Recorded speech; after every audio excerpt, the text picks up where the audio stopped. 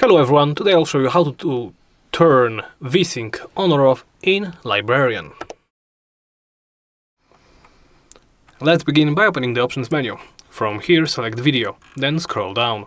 Look to the very bottom of this list. Here is the VSync option. Here you can enable or disable it. Once you are happy, hit apply. Then press OK to save the changes. Now quickly, what does VSync do? VSync locks your frame rate to your monitor's refresh rate, preventing screen tearing. If your game runs it all depends on the computer, if it's beneficial to turn it on or off. If you experience any screen tearing, of course turn it on.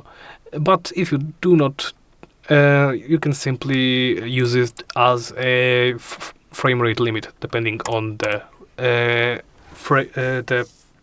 amount of hertz your monitor has, depending on its refresh rate. And I guess that's about it.